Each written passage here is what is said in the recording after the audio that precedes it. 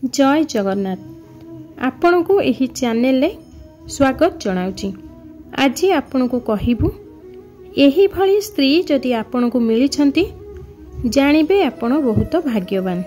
तो केउ स्त्री आपण माने प्राप्ति कले बा केउ लक्षण थिले पुरुष भाग्यशाली होई थाए। तेबे आसंतु जानिबा केउ लक्षण थिबा स्त्री भाग्यशाली होई थाए। ता पूर्व आपण को मोर गोटे छोटिया अनुरोध, भिडियोटी जदि भल लगे तेबे भिडियोटी को गोटे लाइक करने सहित भिडियोटी को अधिक रु अधिक शेयर करने सहित आम चैनल रे जदि आपण माने सब्सक्राइब करि नाहंती तेबे सब्सक्राइब करने को मोर आपण मान को अनुरोध। तेबे चलंतु भिडियोटी आरंभ करिबा। प्रत्येक स्त्री पाखरे एही चारोटी लक्षण रहिबा दरकार। प्रथम लक्षण हेउची अतिथि मानकर चर्चा करिबा।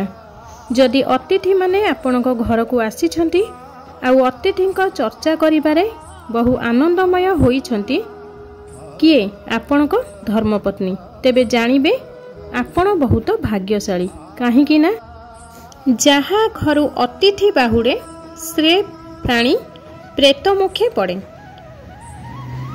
तेबे लोक अछंती घर को अतिथि आसले भारी चिड़चिड़ी होंती।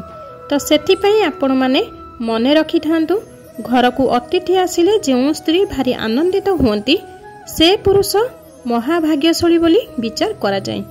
किंतु जो नारी अतिथि आसिले भारी चिड़चिड़ी होंती से भली नारी घरे थिले से घरे अलक्ष्मी प्रवेश करि थाए। तेबे जानिबे से माने जमा भी गृहर भाग्यशाली पुरुष नुहंती जो माने एही भली स्त्री को प्राप्त करि थांती। द्वितीय रे हेला जो माने प्रियवादिनी, वाक्य कहिला बेले सब बेले हस हस मुक्त आनंददायक अर्थात जहार वाक्य रे मधुरता थाए से भली नारी को प्राप्त कले मध्य पुरुष भाग्यशाली बोली विचार करा जाए। आसुथिबा दुख को से नारी सबु सही जाए आउ ता स्वामी ऊपर को केबे भी आघात दिए नहीं। तृतीय रे हेउची स्वामीर कथा को मानिबा। स्वामी जहाँ कहती तांको कथा को तले न पकाई तांको कथा को मानिबा। एभली नारी मध्य घरे रहिले जानिबे आपण निश्चिंत भावरे भाग्यशाली पुरुष। चतुर्थ रे हेला सकारात्मक विचार। जो नारीर सकारात्मक विचार कौनसी आसुथिबा टेंशन को मुंडपति सही नहीं तार उपदेश मंत्री भली दिए स्वामी को केमिति पतन रास्तार उद्धार करने चेष्टा करे सकारात्मक विचार रखी। सेही परी नारी आपण घरे थिले जानिबे आपण भाग्यशाली पुरुष। आ कर्म फल ही स्त्री घर पुत्र मिले।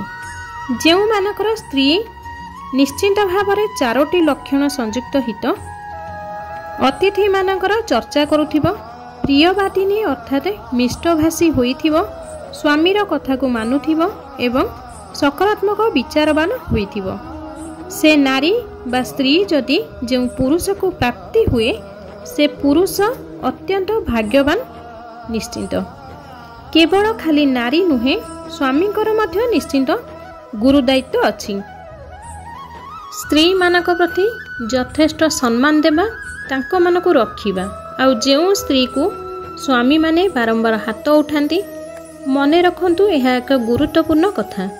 जो स्वामी तांको स्त्री को बारंबार हाथ उठाए तांको घर लक्ष्मी टूटी जाए। अनेक लोक माने अछंती नारी मानकु दोष दियंती घरे जेतेबेले अभाव देखा जाए। अनेक सासु माने मध्य निज बोहू को कहती ए घर को आसीबा दिन ठारू मो घरे लक्ष्मी छाड़ी चली जाइछंती।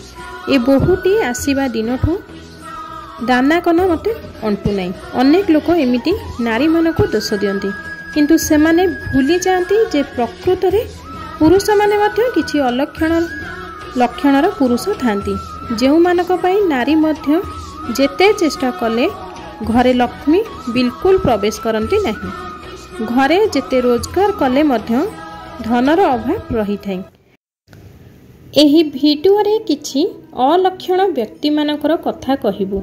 पुरुष मानकर कथा जो मानकर एही अभ्यास अछि सेमानकु चिन्हिबे केमिति आ सेमाने अभ्यास न बदलाइले घरे सबुबले अभाव रहिबो एवं सबुबले दाना कना बिल्कुल अंटिबो नहीं। एहा सहित लक्ष्मी प्रतिबादे अलक्ष्मी घरे प्रवेश करिवे। तेणु पुरुष मानक मध्य नारी माने शिक्षा देई एही भली तांकर आचरण रे परिवर्तन आनिबा दरकार। तेबे आसंतो जानिबा कौन से ही अलक्षण व्यक्तिर लक्षण बा अलक्षण व्यक्ति को जानिबे किपरि। जेउ पुरुष माने बसी थिबा बेले गोड़ को हलाउथिबे देखिबे तांको आपण बारण करिबे। पुरुष गोड़ हलाइबा द्वारा घरे अलक्ष्मी प्रवेश करिथाय। अनेक पुरुष अछंती गोड़ धोइला बेले पादर आगपटे धोईदेवे, पछपट गोईठी रे पानी पड़ी नथिबो। सेमानकु निवेदन करिवे आपण सबुबेले पाद सह गोईठी मध्य धुवंतु, काहेकि ना एहा द्वारा अलक्ष्मी घरे प्रवेश करे। अनेक पुरुष माने अछंती राति अधरे परिश्रा करिबाकु जिबे, सेमाने मध्य निज हाथ एवं गोड़ को धोई न थांती, सेमिति पुनश्च सोई पड़ती।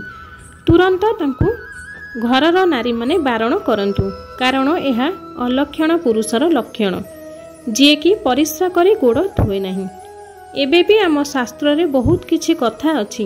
अनेक गुड़िए पुरुष अछंती मैला वस्त्र पिंधंती एवं पाल्टा वस्त्र को घरर कबाट उपरे पकई दियंती। बिल्कुल सेमिति करिवे नहीं। एहा अलक्षण व्यक्तिंक लक्षण अटे। गाधोई सारिबा परे अनेक पुरुष दांत घसंती। दांत घसी सारिबा परे स्नान करिबा कथा, किंतु किछि पुरुष अछंती स्नान करि सारिबा परे आसिकी दांत घसिबे। एहा हेउची अलक्षण व्यक्तिर लक्षण। तेणु गाधोई सारिबा परे दांत बिल्कुल घसंतु नहीं। अनेक लोक अछंती पाटिरु न सरुणु हाथ रे गुंडा धरिबा स्टार्ट कर देबेनी। एहा मध्य अलक्षण पुरुषर लक्षण अटे। एपटे पाटिरु सरी नथिबो, याडे गोळेई की रेडी करि देइथिबे हाथ रे। नाई आज्ञा, सेमिति आदौ करंतु नाही। एहा अलक्षणर लक्षण अटे। अनेक अलक्षण व्यक्ति अछंती जेउ माने सोइबाकू बहुत भल पाती, आउ किछि कार्य करिबाकू भल पाती नाही। अलसुआ स्वभावर व्यक्ति मध्य अलक्षण स्वभावर अटंती। कौनसी रोग हेबा अलगा कथा, किंतु जानी शुणी कौनसी कार्य पड़िले घरे तांकू डाकिले चिड़ी चिड़ी हेबे। तेणु सेमाने हेउछंती अलक्षण पुरुषर लक्षण। आउ जेउ माने सबुबेले आमिष भक्षण करिबाकू भल पाती, गुरुवारे हौ संक्रांति हौ सबुबेले जबरदस्ती स्त्री को पार्टी करी घरे से माने आमिष खाइबाकू दाबी करिथांती। एहा मध्य अलक्षण व्यक्तिर लक्षण। आउ जेउ माने बारंबार मद्यपान करंती सेमाने मध्य अलक्षण पुरुषर लक्षण, जे बारंबार बिना दोषरे स्त्री ऊपर को मध्य हाथ उठाए। बिना दोषरे किछि कारण न थाई घरे बिना कारण रे स्त्री को मध्य हाथ उठाए। एहा द्वारा घरे लक्ष्मी छाड़ी जाए। जेते आपण टंका पैसा रोजगार करिवे टंकाटे भी आपण को अंटिबो नहीं। तेणु आगे ये कथा को मानंतु, स्त्री ऊपर को जदि हाथ उठाउछंती पण रखंतु, किंतु हाथ उठाई मारंतु नहीं, कारण नारी हेउची लक्ष्मीर प्रतीक। आकट करंतु, किंतु आपण बिना दोषरे बारंबार एमिति स्त्री ऊपर को हाथ उठाइले घरु लक्ष्मी छाड़ी चली जाती। एहा सबु अलक्षण पुरुषर लक्षण बोली शास्त्र कहूची। तेणु करी केवल जे नारी द्वारा घरर लक्ष्मी छाड़ी जाई नथाय एवं पुरुष मानक द्वारा मध्य बहुत पुरुष अछंती पैसा गणिला बेले जीभरे हाथ मारी पैसा गणती। पैसा रे बिल्कुल भी छेप मारंतु नहीं, उच्चिष्ट करंतु नहीं। एहा मध्य अलक्षण पुरुषर लक्षण अटे। पैसा हेला लक्ष्मी, तेणु केबे भी पैसा रे आपण छेप मारी गणंतु नहीं। बहुत लोक पान खाइबे एवं निज हाथ द्वारा पाटिरु काढ़ी पान को चोबाई चोबाई हाथ द्वारा फोपाड़िबे, हाथ धोइबे नहीं। से हाथ अईठा हेइथिबो, सेही हाथ को बोली देले घरे बाली गोड़ होइथिबो, गोड़ न झाड़िके पशिजिबे। एहा हेउची अलक्षण पुरुषर लक्षण अटे। तेणु बिल्कुल ताहा करंतु नहीं।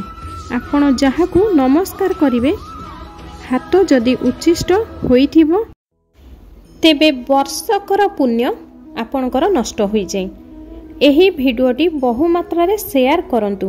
ହୁଏତ କିଛି ମନୁଷ୍ୟର ଚରିତ୍ର ପରିବର୍ତ୍ତନ ହୋଇଯିବ। ଆଉ ଆପଣମାନେ ଯେଉଁମାନେ ଧୂମ୍ରପାନ କରୁଛନ୍ତି, ବାରମ୍ବାର ବିଡ଼ି କିମ୍ବା ସିଗାରେଟ୍ ଭକ୍ଷଣ କରୁଛନ୍ତି, ସେମାନେ ଆୟୁଷରୁ 11 ସେକେଣ୍ଡକୁ ହରାଇ ଦେଉଛନ୍ତି। ଆୟୁଷର 11 ସେକେଣ୍ଡ କ୍ଷୟ ହୋଇଯାଏ ନିଶା ସେବନ କଲେ। ଭିଡ଼ିଓଟି ଯଦି ଆପଣଙ୍କୁ ଭଲ ଲାଗିଥାଏ ତେବେ ଭିଡ଼ିଓଟିକୁ ଗୋଟେ ଲାଇକ୍ କରନ୍ତୁ ଏବଂ ଅଧିକରୁ ଅଧିକ ଭିଡ଼ିଓଟିକୁ ସେୟାର କରନ୍ତୁ। ଆମ ଚ୍ୟାନେଲରେ ଆପଣମାନେ ନୂଆ ଥିଲେ ଚ୍ୟାନେଲକୁ ସବସ୍କ୍ରାଇବ୍ କରିବାକୁ ମୋର ଆପଣମାନଙ୍କୁ ବିନୀତ ଅନୁରୋଧ।